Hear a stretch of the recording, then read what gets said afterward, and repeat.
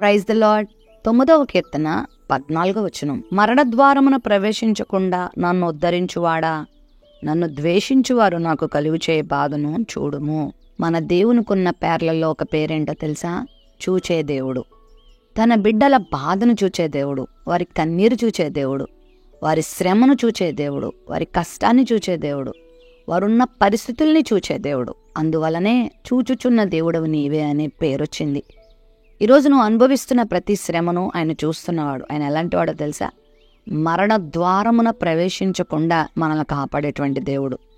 మనము భరిస్తున్నటువంటి కష్టాలు, మనం భరించేటువంటి శ్రమలు ఒక అంతానికి మనల్ని తీసుకెళ్తాయి. ఈ లోకపు జీవితానికి అంతం మరణం అనుకుంటాం కదా. అంత మాత్రమే కాదు, ఈ లోకంలో మానవుని అంతం మరణం అయితే, మరి ఆత్మకు భయంకరమైన అంతం ఏంటంటే నిత్య నరకం. దాని నుండి మనల్ని తప్పించేటువంటి సామర్థ్యం దేవునికి మాత్రమే ఉంది. నిన్ను ఈ లోకపు మృత్యువు నుండే కాకుండా భయంకరమైన రాబోతున్న నిత్య నరకపు ద్వారాల నుండి కూడా రక్షించడానికి సమర్థుడు దేవాది దేవుడే. మరి నువ్వు ఆయన దగ్గరికి వచ్చి, ప్రవ్వా, నన్ను ఏ శ్రమ అయితే, ఏ శత్రువైతే ఆ మరణ ద్వారాలకు నడిపిస్తుందో ఆ శ్రమ నుండి నన్ను విడిపించయ్యా అని నువ్వు దేవునికి నిన్ను అప్పగించుకుంటావో, విడిపించయ్యా అని నువ్వు ప్రార్థిస్తావో, వేడుకుంటావో, ఖచ్చితంగా నేను ఆ ద్వారాల నుండి దేవుడు విడిపిస్తాడు. ఈ ఉదయకాల సమయంలో ఏ శ్రమతో నువ్వు బాధపడుతున్నావు, ఏ మరణ భయము నిన్ను ఆవరించి నిన్ను బాధపెడుతుందో, భయపెడుతుందో నాకు తెలియదు, కానీ నిన్ను దేవుడు ఆ ద్వారాల్లో ప్రవేశింపచేసే దేవుడు కాదు, నిన్ను ఉద్ధరించే దేవుడు అన్నాడు. నువ్వు చేయాల్సిన పని ఏంటంటే, ప్రవ్వా, నన్ను చూడవా, నా శ్రమను చూడవా, నన్ను జ్ఞాపకం చేసుకోవా అని నువ్వు ఆయన దగ్గర విన్నవించడం నేర్చుకోవాలి. అవిశ్వాసివి కాక విశ్వాసంతో ప్రభు కొరకు ఎదురు చూడు, దేవుడు నిన్ను విడిపిస్తాడు.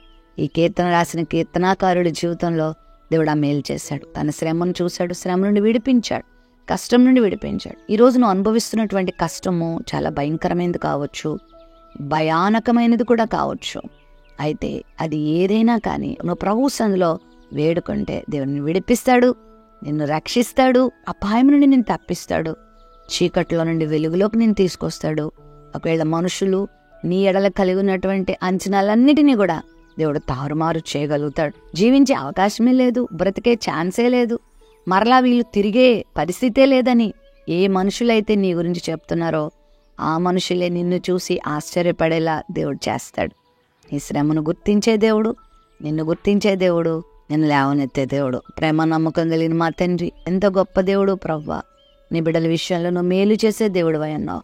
గొప్ప కార్యం నీ బిడ్డల జీవితంలో జరిగించి, దేవా, మరణ ద్వారాలు ప్రవేశించకుండా వారిని ఉద్ధరింపచేసి వారి కలుగుతున్న సమస్త బాధను మీరు చూసి మేలు జరిగించమని యేసుక్రీస్తు నామంలో ప్రార్థిస్తున్నాం తండ్రి.